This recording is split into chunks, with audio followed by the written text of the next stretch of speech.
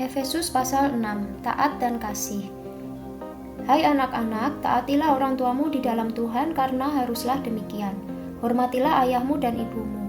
Ini adalah suatu perintah yang penting seperti yang nyata dari janji ini, supaya kamu berbahagia dan panjang umurmu di bumi. Dan kamu, bapak-bapak, janganlah bangkitkan amarah di dalam hati anak-anakmu, tetapi didiklah mereka di dalam ajaran dan nasihat Tuhan. Hai hamba-hamba, taatilah tuanmu yang di dunia dengan takut dan gentar, dan dengan tulus hati sama seperti kamu taat kepada Kristus. Jangan hanya di depan mereka saja untuk menyenangkan hati orang, tetapi sebagai hamba-hamba Kristus yang dengan segenap hati melakukan kehendak Allah, dan yang dengan rela menjalankan pelayanannya seperti orang-orang yang melayani Tuhan dan bukan manusia.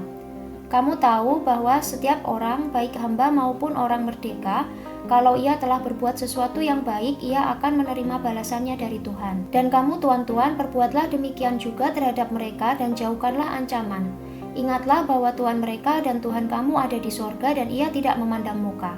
Perlengkapan rohani. Akhirnya, hendaklah kamu kuat di dalam Tuhan, di dalam kekuatan kuasa-Nya.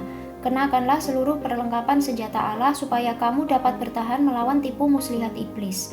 Karena perjuangan kita bukanlah melawan darah dan daging, tetapi melawan pemerintah-pemerintah, melawan penguasa-penguasa, melawan penghulu-penghulu dunia yang gelap ini, melawan roh-roh jahat di udara. Sebab itu, ambillah seluruh perlengkapan senjata Allah supaya kamu dapat mengadakan perlawanan pada hari yang jahat itu dan tetap berdiri sesudah kamu menyelesaikan segala sesuatu.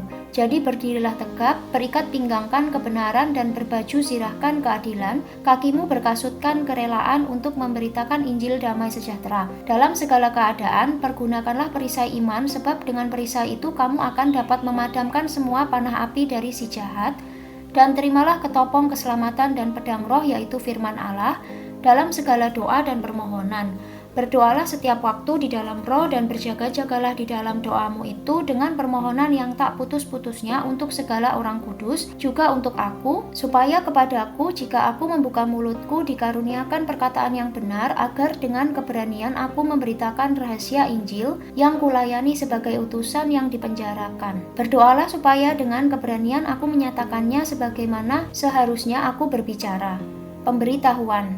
Salam. Supaya kamu juga mengetahui keadaan dan hal ihwalku, maka Tikhikus, saudara kita yang kekasih dan pelayan yang setia di dalam Tuhan, akan memberitahukan semuanya kepada kamu. Dengan maksud inilah ia kusuruh kepadamu, yaitu supaya kamu tahu hal ihwal kami dan supaya ia menghibur hatimu.